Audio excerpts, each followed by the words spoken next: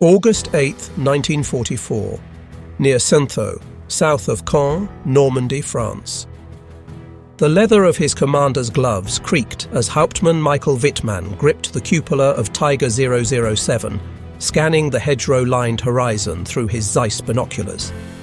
His hands trembled, not from fear, but from a revelation that had been building since dawn.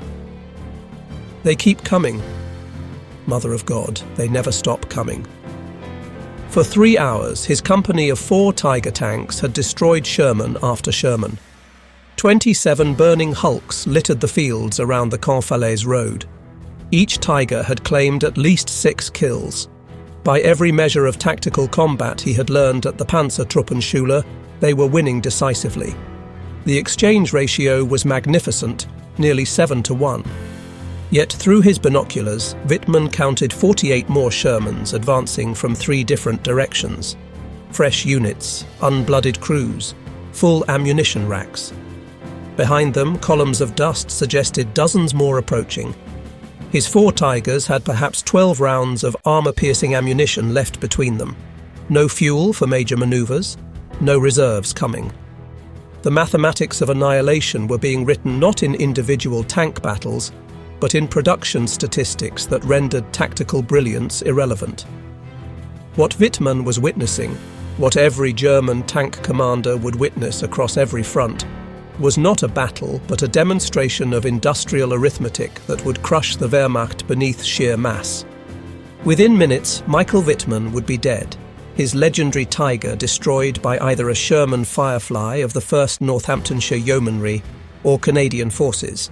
Historians still debate which. But his final radio transmission, logged at 12:47 hours, would capture the despair of every German tanker who faced American production. Munition erschöpft, Gegner unbegrenzt. Ammunition exhausted, enemy unlimited. The story of German tank superiority began on May 26, 1941, at the Berghof, Hitler's mountain retreat. Ferdinand Porsche and Henschel and Son presented their prototypes for what would become the Tiger tank. Hitler, mesmerized by the massive 88mm gun and armor that no Allied tank could penetrate, immediately ordered production. "This tank," Hitler declared to his assembled generals, "will be worth a battalion of ordinary tanks. 1 Tiger will destroy a dozen enemy vehicles." The Führerbefehl, Führer order, that followed set the tone for Germany's fatal miscalculation. Quality would triumph over quantity. Each Tiger would be a masterpiece of engineering, handcrafted by skilled workers, invincible on the battlefield. The Americans, Hitler assured his staff, could never match German engineering excellence. Their tanks would be, in the words of propaganda minister Goebbels, Detroit tin cans on tracks. The first Tiger rolled off the production line at Henschel's Kassel factory on August 4, 1942. It had taken 300,000 man-hours to complete. The workers had installed 26,000 individual parts. Master craftsmen had hand-fitted the transmission. Skilled welders had spent days on the armor plates. The interleaved wheel system alone, a marvel of engineering that distributed the tank's 57-ton weight, required precision assembly that only experienced workers could accomplish. Oberst Wolfgang Thomale, watching the first Tiger's trials at Kummersdorf, wrote in his report, "This machine represents the pinnacle of German engineering. No enemy can stand against it. If we can produce 100 per month, the war is won." Germany would never produce 100 Tigers in any month. The highest monthly production, achieved in April 1944 after 2 years of optimization, was 104 tanks. By then, American factories were producing 2,000 Shermans monthly. The story of American tank production began not with military planning, but with a telephone call. On May 28, 1940, William Knudsen, former president of General Motors, received a call from President Roosevelt. "Bill," the president said, "I want you to come to Washington. We need to build 50,000 planes and 50,000 tanks." Knudsen's response would define American production philosophy. "Mr. President, we can't build the best planes and tanks, But we can build the most planes and tanks, and we can build them so that any kid from Iowa can fix them with a wrench and a screwdriver. The Sherman tank emerged from this philosophy. At a design meeting at Aberdeen Proving Ground on August 31, 1940, Army Ordnance presented requirements that horrified traditional military engineers but delighted Detroit production experts, simple enough for inexperienced workers to build. Parts interchangeable between all variants, engines that could run on multiple fuel types, armor plates that could be welded rather than precisely fitted, tracks that a crew could replace in field conditions, a turret ring wide enough to accept future upgrades. Major General Gladian Barnes, head of Army Ordnance, told the assembled contractors, "I don't want a perfect tank. I want a good enough tank that we can build 1,000 of them for every 100 the Germans build. Make it reliable, make it fixable, and make it by the tens of thousands." The contrast between German and American production philosophy became evident in the factories themselves. At Henschel's Kassel plant, 9,000 skilled workers laboured to produce Tigers. The factory floor looked like a medieval guild workshop scaled to industrial size. Master craftsmen supervised apprentices. Each tank was essentially hand-built. Workers signed their names on completed components, taking personal pride in their craftsmanship. Unteroffizier Franz Liebhardt, who worked at the Kassel plant before being drafted, later recalled, "We spent 3 days just on the final drive assembly. Every gear was checked with micrometers. Every weld was inspected 3 times. We painted identification numbers by hand. It was not mass production. It was art." Meanwhile, at Chrysler's Detroit Tank Arsenal, opened on September 15, 1941, the reality was radically different.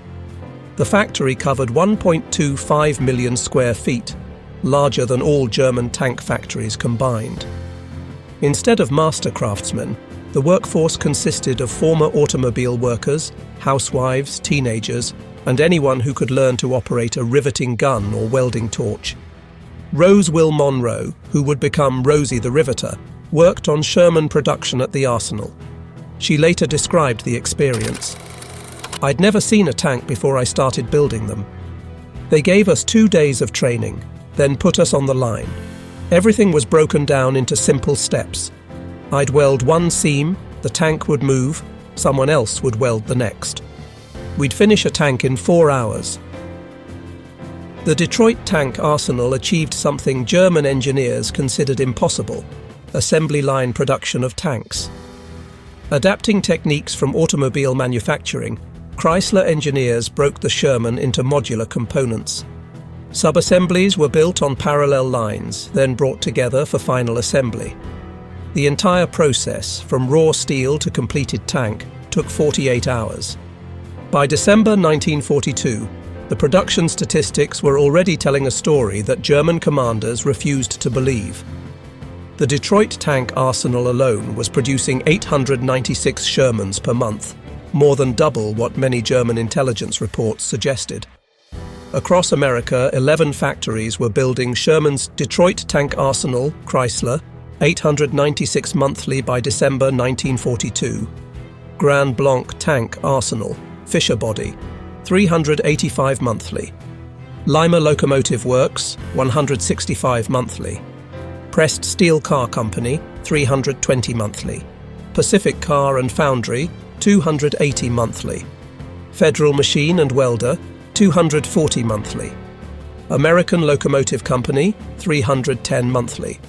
Baldwin Locomotive Works, 205 monthly. Pullman Standard Car Company, 385 monthly. Montreal Locomotive Works, Canada, 180 monthly. Angus Shops, Canada, 145 monthly. Total monthly production by December 1942, approximately 3,500 Sherman tanks. German monthly Tiger production, same period, 34 tanks. The ratio was already 103:1. General Major Heinz Guderian, Inspector General of Panzer Troops, received these figures through intelligence reports in January 1943. His diary entry was succinct. "If these numbers are even half true, we have already lost the war. The production disparity created a cascade of secondary effects that multiplied American advantages. With thousands of Shermans available, American tank crews trained on actual tanks. At Fort Knox, Kentucky, the Armored Force School had hundreds of Shermans dedicated solely to training. Crews spent 12 weeks learning every aspect of their vehicle. They fired thousands of rounds in gunnery practice. They drove hundreds of miles. They performed maintenance until they could replace any component blindfolded. Private First Class Clarence Smoyer, training at Fort Knox in 1943, later recalled, "We beat the hell out of those training tanks, drove them till they broke, fixed them, drove them again. By the time we shipped out, I knew that tank better than my family's farm tractor. Every sound it made, what it meant, every tool needed for every job." In Germany, Tiger tank training told a different story. With total production barely exceeding 100 tanks per month at peak, training vehicles were virtually non-existent. The Panzertruppenschule at Putlos had exactly 4 Tigers for training purposes. 4 tanks to train crews for every Tiger unit in the Wehrmacht. Gefreiter Kurt Klein, assigned to Schwer Panzerabteilung 503, described his training. "We had 3 days in an actual Tiger. 3 days. We spent most of our training studying diagrams and sitting in wooden mock-ups. When we finally received our company Tigers in Russia, half the crew had never started a Maybach engine." The complexity disparity compounded the problem. A Sherman tank had 15,000 parts and required 50 different tools for field maintenance. A Tiger had 26,000 parts and required 230 specialized tools. American crews could be trained to basic competence in 4 weeks. German Tiger crews needed 3 months to reach minimal proficiency, time the Wehrmacht didn't have. D-Day, June 6, 1944, marked the beginning of the mathematical demonstration that would devastate German armoured forces. The Allies landed with 4,000 tanks, mostly Shermans, with 8,000 more waiting in England for transport. Against this, Germany had assembled its best. 1,347 Tigers produced in total since 1942, of which approximately 430 were operational on all fronts combined. In Normandy itself, the Germans could muster just 102 Tigers. SS Obersturmführer Ernst Streng of Schwere SS Panzerabteilung 101 witnessed the reality on June 7th near Caen. "We destroyed 8 Shermans in the morning engagement. By afternoon, 16 more had taken their place. We destroyed 6 of those. By evening, fresh companies kept arriving. They came like ants. You could step on dozens, hundreds. Thousands more were behind them." The replacement rate told the real story. When America lost a Sherman, a new one arrived from England within 48 hours. The replacement system, organised by Colonel Joseph Gillam, maintained a reserve of 2,300 Shermans in British depots. Damaged tanks were either repaired within hours by mobile workshops or simply abandoned for new vehicles. When Germany lost a Tiger, replacement took weeks or months, if it came at all. Each Tiger required special railway cars for transport. The journey from Germany to Normandy took 5 days under optimal conditions. Allied air attacks often extended this to weeks. Of 45 Tigers dispatched to Normandy in June 1944, only 17 arrived intact. June 13, 1944, provided the perfect microscope for examining the production war. Michael Wittmann's action at Villers-Bocage has been celebrated as the pinnacle of German tank warfare. In roughly 15 minutes, tanks under Wittmann's command destroyed 14 tanks, 15 personnel carriers, and 2 anti-tank guns of the British 7th Armoured Division, though historians debate whether all kills were Wittmann's personally or included his entire company's achievements. German propaganda proclaimed it as proof of Aryan superiority and Tiger invincibility. What they didn't report was the aftermath. Within 72 hours, the British 7th Armoured Division had received complete replacement of all lost vehicles from depot stocks. Whitman's Tiger Company, which lost 3 Tigers in the subsequent fighting, would not receive replacements for 6 weeks. Lieutenant Colonel John Cloudsley Thompson of the 7th Armoured later wrote, "Whitman was brilliant, no doubt. But brilliance is exhaustible. Industrial production is not. He could destroy our tanks faster than we could brew tea, but we could replace our tanks faster than he could reload." The production numbers only told part of the story. Each Sherman required a supply chain that delivered 150 gallons of fuel, replenished every 100 miles, 104 rounds of ammunition, basic load, 30 gallons of oil and lubricants, spare track blocks, road wheels and filters, food and supplies for 5 crew members. American logistics delivered this without fail. The Red Ball Express, operating from August to November 1944, employed 6,000 trucks running continuously from Normandy beaches to the front lines. In a single day, August 29, 1944, the Red Ball delivered 12,342 tons of supplies, 800,000 gallons of fuel, 3,000 tons of ammunition, supplies for 28 divisions. Each Tiger required 650 gallons of fuel, replenished every 60 miles, 92 rounds of ammunition, basic load, 100 gallons of oil and lubricants, specialized spare parts manufactured only in Germany, premium fuel that became increasingly scarce. German logistics crumbled under the weight. A Tiger battalion moving 100 miles required 40,000 gallons of fuel, more than most German depots contained. The specialized Maybach HL 230P45 engine required high-octane fuel that Germany could barely produce. By late 1944, Tiger units were often immobilized not by enemy action, but by empty fuel tanks. Hauptmann Wolfgang Schlick of Schwere Panzerabteilung 506 reported in August 1944. "We have 6 operational Tigers, but fuel for perhaps 30 kilometers. The Americans pass our hidden positions in endless columns. We dare not engage. We would destroy a dozen, 2 dozen, and then sit helpless as the 100 behind them crushed us." Sherman tanks were designed for maintenance by conscripts with basic training. The entire transmission could be replaced in 4 hours. Track replacement took 90 minutes. Engine swaps required 6 hours. Every part was accessible without removing other components. The sloped armour that critics claimed was inferior to Tiger's thick vertical plates had an advantage. Damaged plates could be cut off and welded on by any competent welder. Technical Sergeant Robert Early, maintenance chief for the 3rd Armoured Division, explained, "The Sherman was like a farm tractor with armour. Any kid who'd worked on his dad's John Deere could figure it out. We had replacement everything: engines, transmissions, turrets, tracks. Something broke? Unbolt it, bolt on a new one.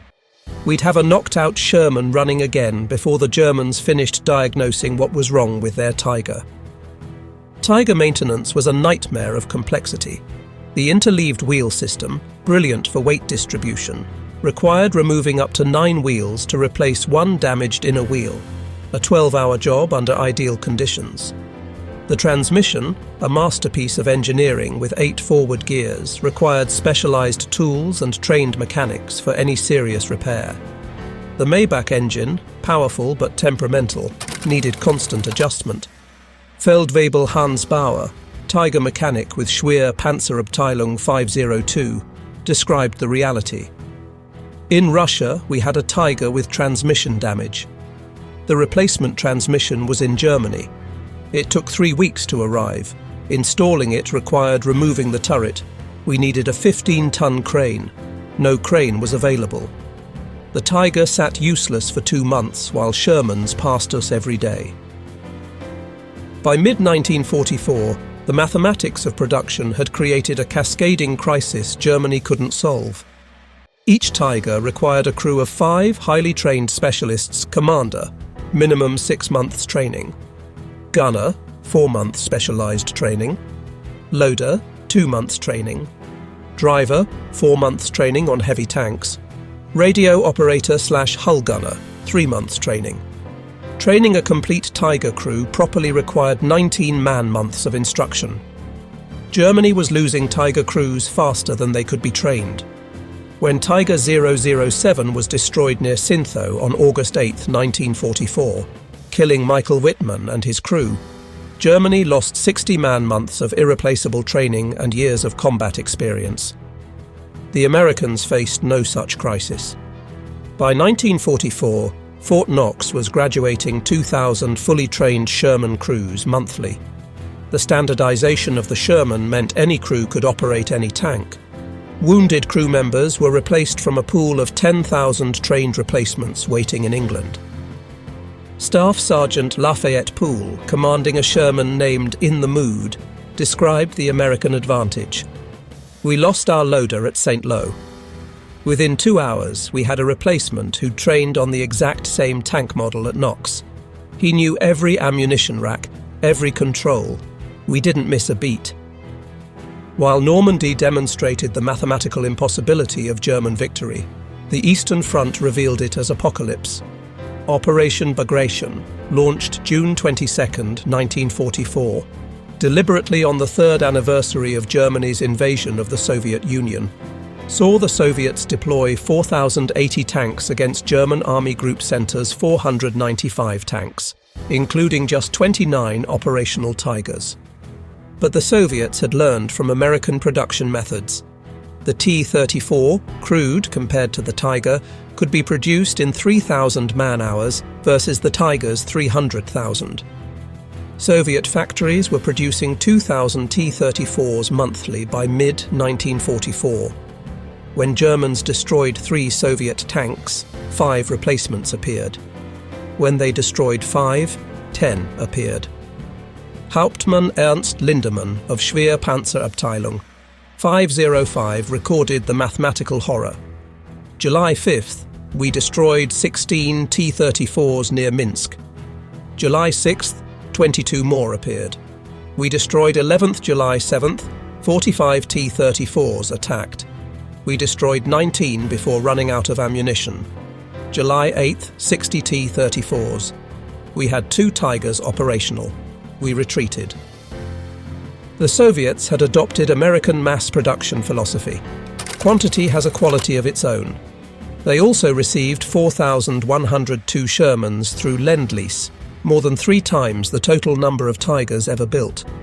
The Italian campaign provided German tank crews with their clearest view of American industrial might. The confined terrain meant tank battles occurred at close range where the Tiger's advantages were minimized.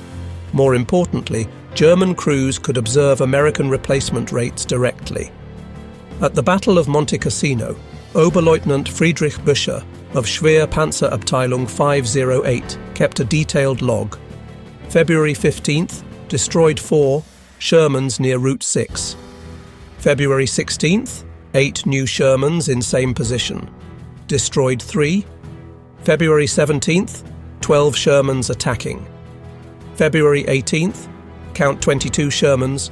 We have 4 Tigers operational, 12 rounds per tank remaining. The psychological impact was devastating.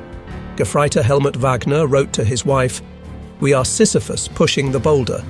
Every Sherman we destroy is replaced by 2, every 2 by 4. We kill tanks like a farmer harvesting wheat, but the field grows back overnight." American tank recovery added to German despair. The 16th Armoured Recovery Battalion could retrieve and repair damaged Shermans faster than Germans could confirm their destruction. Captain Thomas Roberts of the 16th described their efficiency. "We'd hook a Sherman that caught fire in the morning, have it back to depot by noon, repaired by evening, and back in action the next morning. The Germans would mark it as a kill, then face the same tank 3 days later." The production statistics became human stories on factory floors across America. At Detroit Tank Arsenal, workers knew exactly what their production meant. Above the assembly line hung a banner. "Every tank we build is a life saved." Mary Krajewski, a Polish immigrant working at Detroit Arsenal, embodied American production determination. "My brother was in Italy with the 1st Armoured. Every Sherman I welded might be the one that brought him home. We worked 16-hour shifts during the Sicily invasion. Nobody complained. The line never stopped. The factory operated 3 shifts, 24 hours a day, 365 days a year. Christmas 1943 saw voluntary overtime reach 95%. Workers who called in sick received visits from colleagues checking if they needed help. Absenteeism ran below 2%, compared to 15% in German factories by late 1944. German factories faced different realities. Allied bombing disrupted production constantly. The Henschel factory was hit 39 times between October 1943 and March 1945. Each raid stopped Tiger production for days or weeks. Skilled workers were drafted to replace combat losses. By late 1944, slave labor comprised 40% of the workforce, requiring guards and reducing efficiency. Friedrich Müller, German factory inspector, reported in November 1944, "Kassel factory produces 8 Tigers this month. 8. Americans produce this many in 4 hours. We use slave labor that sabotages production. They use free workers racing to build more. We cannot win this arithmetic." Sherman tanks ran on regular gasoline. Any octane from 70 to 85 worked fine. The radial aircraft engine was forgiving, reliable, and could burn almost anything flammable in an emergency. American fuel supply was unlimited. Texas alone produced 100 million barrels of oil in 1944. Standard Oil refined 2 billion gallons of gasoline monthly. Tigers required premium fuel, at least 87 octane for the Maybach engine to function properly. Germany's synthetic fuel plants, primarily using coal liquefaction, produced inferior fuel that damaged engines. By late 1944, fuel allocation for training was eliminated. New Tiger crews arrived at units without ever having driven their tanks. The fuel consumption differential was staggering. A Tiger consumed 2.75 gallons per mile on roads, 5.5 gallons per mile cross-country. A Sherman consumed 0.5 gallons per mile on roads, 1.2 gallons cross-country. Moving a Tiger company 100 miles required 15,000 gallons of fuel. Moving a Sherman company the same distance required 3,000 gallons. Oberst Heinz von Westenhagen, commanding Schwere SS Panzerabteilung 101, reported the impossible situation. December 16th, start of Ardennes offensive. My Tigers have fuel for perhaps 60 kilometers. The objectives are 200 kilometers distant. We are told to capture American fuel. How do we reach American fuel without fuel? This is madness built on desperation. The Battle of the Bulge, December 1944, provided the final mathematical proof of German defeat. Hitler assembled his last reserve, 450 tanks, including 69 Precious King Tigers for Operation Watch on Rhine. Against this, Americans could deploy 8,000 tanks in the European theatre, with 6,000 more in reserve or training in the United States. The initial German success seemed to validate quality over quantity. King Tigers of Schwere SS Panzerabteilung 501 destroyed Shermans at ranges exceeding 2,000 meters. Individual Tigers claimed dozens of kills. German propaganda proclaimed the offensive as proof of superior German engineering. But mathematics reasserted itself within days. As Joachim Peiper's Kampfgruppe ran out of fuel near La Glaise, American replacement tanks were already moving from Antwerp depots. The 40 Shermans destroyed on December 17th were replaced by December 19th. The 60 destroyed on December 18th were replaced by December 20th. General George Patton's Third Army turned north with 350 Shermans on December 22nd. Within 48 hours, despite losing 88 tanks to German fire, Patton had 400 operational Shermans. Replacement vehicles had exceeded losses. Meanwhile, Peiper had abandoned all his Tigers for lack of fuel, destroying them to prevent capture. March 6, 1945, provided history with the most filmed tank duel of the war. A Pershing versus Panther fight at Cologne Cathedral. But 500 meters away sat a more telling scene that cameras didn't capture. 11 knocked-out Shermans around the cathedral square, destroyed by a single Panther over 2 days. Yet within 24 hours, 15 new Shermans had occupied the square. The Panther, damaged and out of ammunition, was abandoned by its crew. This scene, tactical German victory, strategic American victory through numbers, repeated across the Reich. Feldwebel Gustav Schreiber, the Panther gunner, survived the war and later reflected, "We destroyed 258 enemy tanks with our company, mostly Shermans, a magnificent ratio. But they replaced 258 tanks in perhaps a week. We lost 12 Panthers and received 2 replacements in 6 months. Every tactical victory brought strategic defeat closer." Beyond production numbers lay human mathematics equally stark. America trained 250,000 tank crewmen during the war. Germany trained perhaps 40,000 for Tigers and Panthers combined. When America lost a crew, 5 trained replacements waited in depots. When Germany lost a Tiger crew, their expertise vanished forever. Sergeant Joe Sanders of the 2nd Armored Division explained the American advantage. "We knew we had 50 more Shermans behind us. If our tank got hit, we'd bail out, walk back, get another tank, and return to fight." The Germans knew each Tiger lost was irreplaceable. That knowledge, that we could afford losses and they couldn't, that won the psychological war. The crew quality differential widened as the war progressed. By March 1945, American tank crews averaged 6 months of training before combat. German Tiger crews, if they received Tigers at all, averaged 2 weeks of training. Boys of 16 were driving 68-ton King Tigers they'd first seen days earlier. Gefreiter Wilhelm Hoffmann, driver in Schwerpanzerabteilung 512, described his training. "I had driven a truck in Hitler Youth. They gave me 4 days in a Panzer IV, then put me in a King Tiger." The commander had been a store clerk 2 months earlier. The gunner had fired 5 practice rounds. We faced Americans who had been training for a year. The fundamental difference lay not in capability, but in philosophy. Germany pursued engineering perfection. Each Tiger was a masterpiece. Its 88mm gun could destroy any Allied tank at 2,000 meters. Its armor could deflect most Allied shells. Its sophisticated transmission provided smooth power delivery. Its interleaved wheels distributed weight perfectly.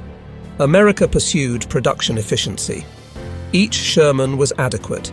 Its 75mm gun struggled against Tiger armor. Its armor was vulnerable to German guns. Its transmission was simple. Its suspension was basic. But it was good enough, and America could build 36 Shermans for the cost of 1 Tiger.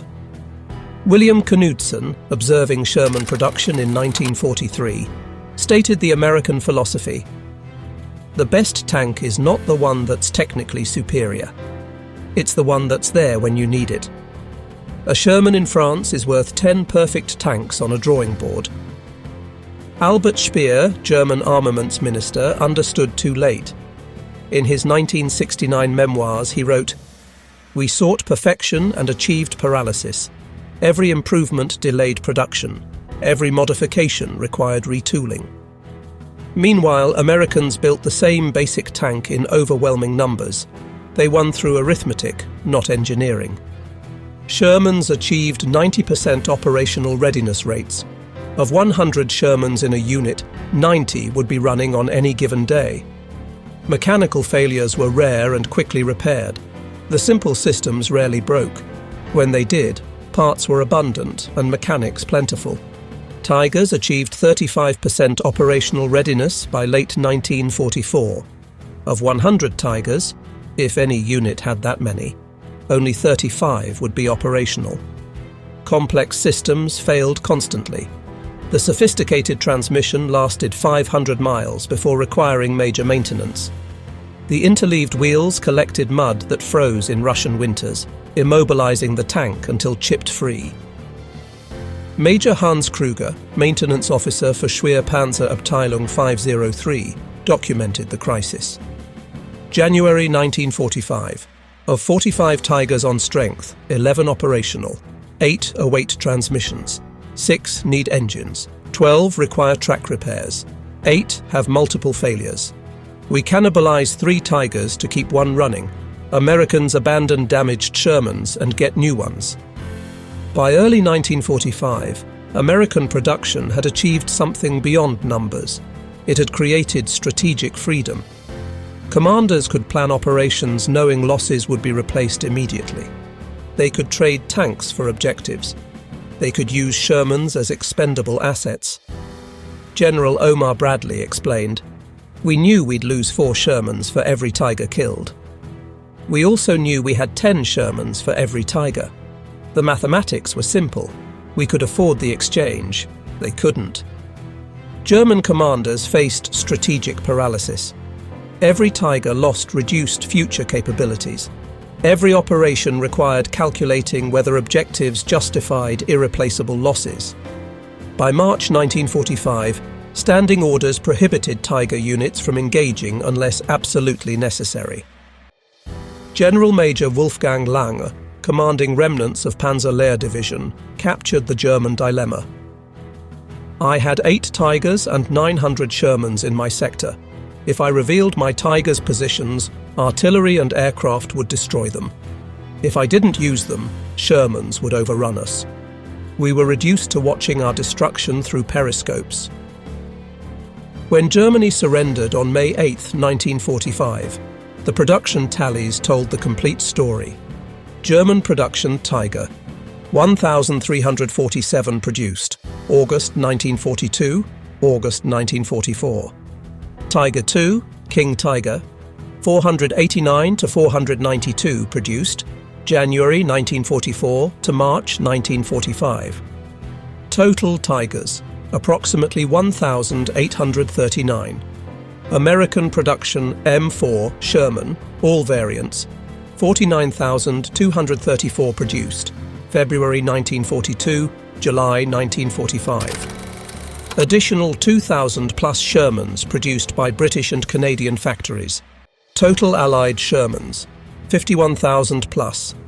The ratio, 27.7 Shermans for every Tiger. But production was only part of the equation. Operational reality. May 1945. Tigers operational with Wehrmacht, fewer than 20. Shermans operational worldwide, approximately 35,000. Crew training trained German Tiger crews available, fewer than 200. Trained American Sherman crews available, 40,000 plus. In 1975, a reunion at Fort Knox brought together American and German tank veterans. The conversations revealed how deeply production mathematics had affected both sides. Otto Carius, Germany's second highest scoring tank ace with 150 plus kills, spoke candidly. "We were fighting mathematics, not Americans. I could destroy 10 Shermans and 20 would appear. It was not combat but arithmetic. We were calculators trying to defeat an avalanche with individual excellence." Staff Sergeant Clyde Brunson, who commanded Shermans in 3 different armoured divisions after having 2 shot from under him, responded, "Otto's right. We knew most of us weren't tank aces. We didn't need to be. We needed to be adequate and numerous. Wars aren't won by heroes, but by production lines." The most poignant moment came when former Oberst Hans von Luck asked the American veterans, "Did you know? Did you know your numbers would overwhelm us regardless of our skill?" Sergeant Ray Hopkins answered, "We knew. Every replacement depot we passed had hundreds of new Shermans. Every letter from home mentioned factories running 3 shifts. We knew you were fighting the entire American industrial machine. We almost felt sorry for you." American mass production created ripple effects beyond simple numbers. With thousands of surplus Shermans, America could afford experimentation. Specialized variants appeared monthly. Sherman Firefly, British 17-pounder gun. Sherman Jumbo, extra armor. Sherman Calliope, rocket launcher. Sherman Crab, Mine flail, Sherman DD, amphibious, Sherman dozer, bulldozer blade, Sherman crocodile, flamethrower. Germany could barely produce standard Tigers, let alone variants. Each experimental modification meant fewer combat tanks. The Sturmtiger, converting Tigers to assault guns, produced exactly 18 vehicles, a fatal diversion of precious resources. The parts supply demonstrated the disparity. American depots stocked 50,000 different Sherman parts. Any component could be delivered to any unit within 72 hours. German Tiger units waited months for specific parts, often cannibalizing operational tanks to keep others running. Technical Sergeant Mike Kozlowski, running a forward depot in Belgium, described American abundance. "We had warehouses full of everything: engines, transmissions, guns, tracks. A unit called for parts. We loaded a truck and sent it. I threw away more spare parts for lack of storage space than German units ever received." American tank crews lived in a different universe from their German counterparts. They knew replacement tanks were plentiful. They knew survival meant more than victory. They knew they could afford to be cautious. Private First Class Clarence Smoyer described the mentality. "Our lieutenant told us straight, 'Your job is to survive and keep pressing forward. If you see a Tiger, call artillery or air support. Don't be heroes. Heroes die. We have more tanks than we have trained crews. Keep yourselves alive and we'll keep you in tanks." German Tiger crews faced opposite pressures. Each Tiger was irreplaceable. Each crew was precious. Yet they were expected to fight against impossible odds, achieving kill ratios that mathematics made meaningless. Feldwebel Karl Brommen, gunner in Schwer Panzerabteilung 502, described the psychological burden. "We knew we had to kill 10, 20, 30 enemy tanks to justify our Tiger's existence. The pressure was unbearable. We were not soldiers, but accountants, calculating whether we had killed enough to justify our resources." Behind production numbers lay infrastructure that determined outcomes. American factories were immune to enemy attack. Detroit, Chicago, Pittsburgh, all produced at maximum capacity without fear of bombing. Workers arrived rested, fed, and motivated. Materials flowed without interruption. Quality control caught defects before tanks left factories. German factories operated under constant threat. The Henschel works in Kassel was bombed 39 times. The MAN factory in Nuremberg was hit 27 times. Workers spent nights in shelters, days clearing rubble. Materials arrived sporadically as Allied bombings severed rail lines. Quality suffered as exhausted workers and slave labourers made mistakes. Hans Müller, production manager at Henschel, documented the cascade of problems. October 1944. Last night's raid destroyed the heat treatment facility. Tiger armour plates must go to Essen if trains run. Essen was bombed Tuesday. Alternative is Dortmund, bombed Thursday. We have 200 Tiger hulls awaiting armour. Perhaps 20 will be completed this month. American production faced no such obstacles. The Fisher Tank Arsenal in Grand Blanc, Michigan, employed 4,500 workers in perfect safety. They worked regular shifts, lived in comfortable housing, and ate in cafeterias serving fresh food. Their children attended schools. Their families shopped in stocked stores. Mass production created learning curve advantages Germany couldn't match. Every 1,000 Shermans produced reduced unit cost by 8%. Production improvements were implemented across all factories simultaneously. By 1944, Detroit Arsenal was building Shermans 60% faster than in 1942, using fewer workers. Lieutenant Colonel Robert Young, analysing production efficiency, reported, "Worker suggestions improved production continuously. A woman in pressed steel noticed a welding sequence change could save 4 minutes per tank. Implemented across all factories, this saved 3,300 production hours monthly, enough to build 40 additional Shermans." German production showed reverse learning curves. As experienced workers were drafted, quality declined. As materials became scarce, substitutions complicated production. As Allied bombing intensified, production dispersed to smaller facilities, losing efficiency. Tiger production time increased from 300,000 man-hours in 1942 to 450,000 man-hours by late 1944. Each Tiger cost more and took longer to build as the war progressed, the opposite of American experience. The Tiger's technological superiority came with hidden costs.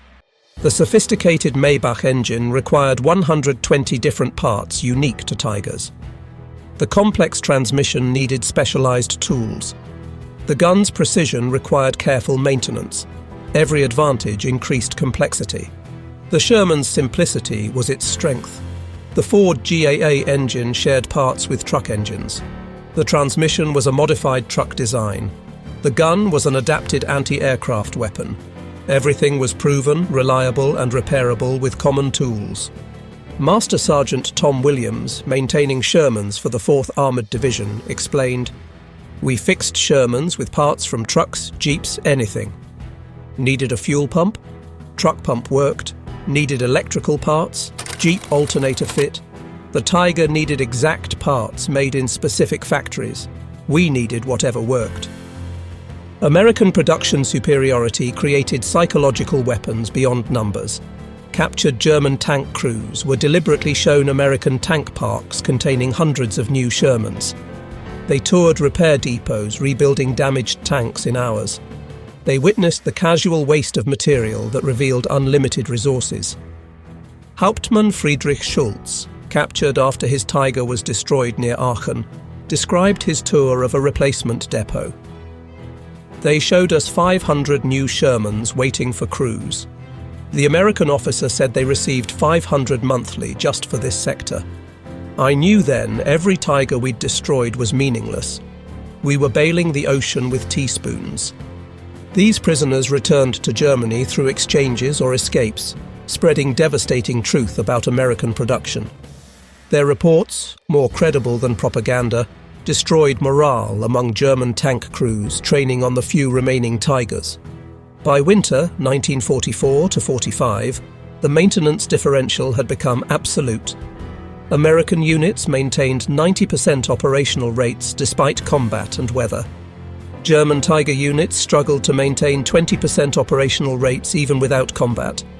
The 506th Heavy Tank Battalion's war diary for January 1945 tells the story. Strength, 45 King Tigers. Operational, 8. Awaiting repair, 37. Of these, 12 need engines, none available. 15 need transmissions, 2 available. 10 need multiple components, none available. Cannibalization authorized to maintain minimum operational strength. Meanwhile, the 37th Tank Battalion, 4th Armoured Division reported strength, 53 Shermans. Operational, 51. Awaiting repair, 2. Will be completed by nightfall. Replacement tanks available in depot, 15. Crew replacements available, 3 complete crews plus individual specialists. April 1945 provided the ultimate demonstration of production mathematics. As American forces crossed the Rhine, they left behind hundreds of damaged Shermans, not worth repairing given the abundance of replacements. German forces, desperately short of tanks, attempted to recover and repair abandoned Shermans for their own use. The irony was complete. The Wehrmacht, which had started the war convinced of its technological superiority, was reduced to scavenging enemy tanks it had once derided as inferior. Tigers, too complex to maintain without German infrastructure, were abandoned for lack of fuel or minor repairs. Shermans, simple and robust, were pressed into German service.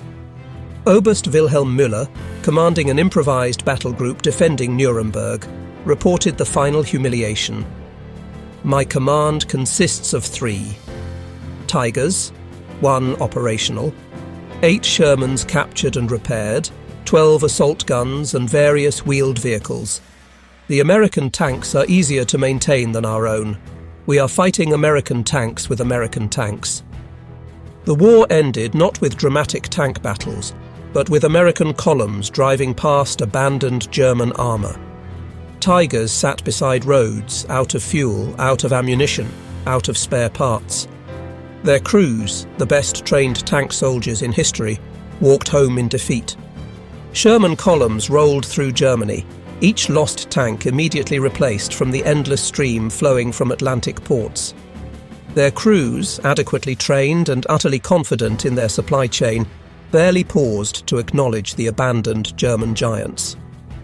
General Dwight Eisenhower, touring defeated Germany, observed, "We did not defeat German tanks. We defeated German production. Every Tiger was a tactical victory that cost them strategic capability. Every Sherman we lost was replaced before they finished counting their kills." The final accounting revealed the true mathematics of victory production speed. Tiger, 300,000 to 450,000 man-hours per tank. Sherman, 17,000 to 48,000 man-hours per tank, corrected from earlier underestimate. Ratio, 1 Tiger's production time equals 6 to 26 Shermans. Cost analysis. Tiger, 250,000 to 300,000 Reichsmarks, 1945 values. Sherman, 44,556 to 64,455. August 1945 official U.S. Army catalog prices. Direct comparison difficult due to wartime currency manipulations. Fuel consumption. Tiger, 2.75 gallons per mile. Road. Sherman, 0.5 gallons per mile. Road. Ratio, 1 Tiger's fuel consumption equals 5.5 Shermans. Maintenance requirements. Tiger, 10 hours maintenance per 1 hour operation. Sherman, 1 hour maintenance per 10 hours operation. Ratio, 1 Tiger's maintenance equals 100 Shermans. Training time. Tiger crew, 19 man-months minimum. Sherman crew, 5 man-months standard. Ratio, 1 Tiger crew training time equals 4 Sherman crews. Post-war analysis by both American and German officers reached the same conclusions. The Tiger was possibly the best tank of World War II in terms of individual capability. The Sherman was adequate at best in tank versus tank combat. But wars are not won by individual excellence. They are won by systemic superiority. Colonel Robert Cameron, writing the official U.S. Army history, concluded, "The Sherman succeeded not despite its mediocrity, but because of it. Its simplicity enabled mass production. Its reliability enabled continuous operations. Its standardization enabled instant replacement. The Tiger failed not despite its excellence, but because of it. Its complexity prevented mass production. Its temperamental nature reduced operational readiness. Its uniqueness prevented replacement."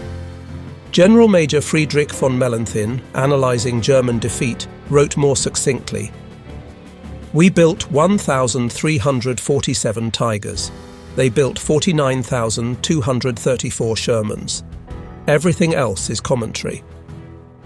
Behind the production numbers lay human costs that revealed the true price of the German quality over quantity philosophy.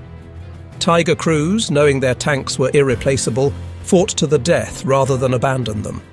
Of approximately 8,000 German Tiger crewmen, fewer than 2,000 survived the war, a 75% casualty rate. Sherman crews, knowing replacement tanks were plentiful, readily abandoned damaged vehicles. Of approximately 250,000 American tank crewmen trained, 6,500 died in combat, a 2.6% casualty rate. The production philosophy that seemed to value machines over men actually saved lives through abundance. Sergeant John Irwin, who had 3 Shermans shot from under him, explained the American advantage. "We were taught that tanks were expendable, crews were not. Bail out fast, walk back, get another tank. The Germans fought like their Tigers were made of gold, because to them they were. They died trying to save machines. We lived by abandoning them." The production battle between Tigers and Shermans established principles that shaped post-war military thinking. The United States had proven that industrial capacity was the ultimate weapon. The ability to produce, supply, and replace equipment faster than enemies could destroy it negated tactical disadvantages. The Soviet Union, observing American success, adopted similar mass production strategies for the Cold War. The T-54/55 became the most produced tank in history, with over 100,000 built, double Sherman production. Simplicity, reliability, and numbers became the hallmarks of Soviet armor doctrine. Germany, learning from defeat, abandoned complex perfection for practical sufficiency. The post-war Leopard tanks emphasized reliability and ease of maintenance over maximum capability. German industry, rebuilt on American production principles learned during occupation, became Europe's manufacturing powerhouse. At the 1985 Fort Knox reunion, veterans from both sides rendered their final verdict on the Tiger versus Sherman debate. Otto Carius, the German tank ace, provided perhaps the most honest assessment. The Tiger was a masterpiece. In a tournament of single combat, it would defeat any tank of the war. But wars are not tournaments. The Sherman was a tool of industry, and industry won the war.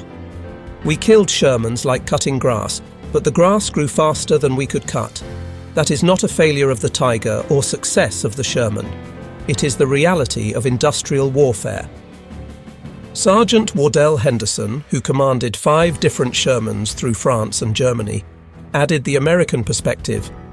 I never wanted to face a Tiger. One-on-one, we'd lose every time. But we never fought one-on-one.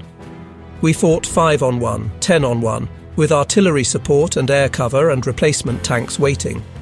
The Tiger was the better tank. The Sherman was the winner's tank.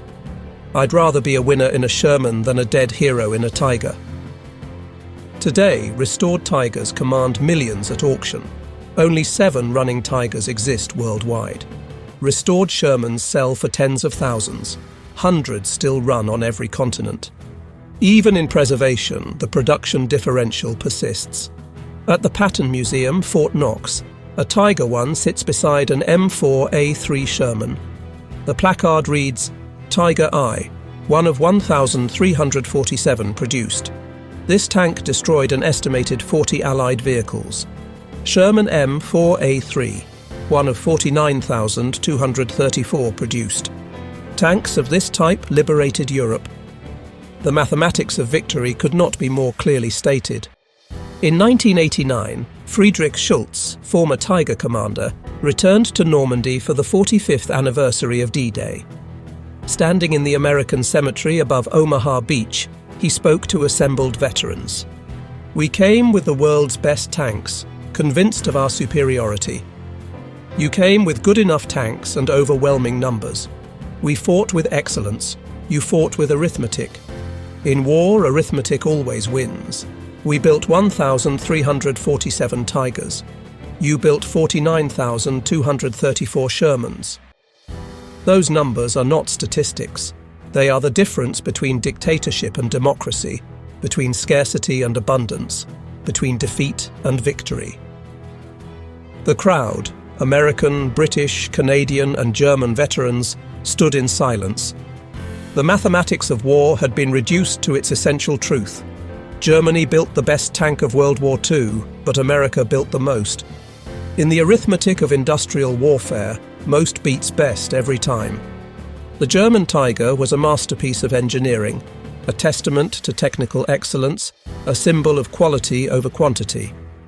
It was also a strategic disaster, a resource sink, and ultimately, a monument to the fallacy that tactical superiority can overcome industrial inferiority.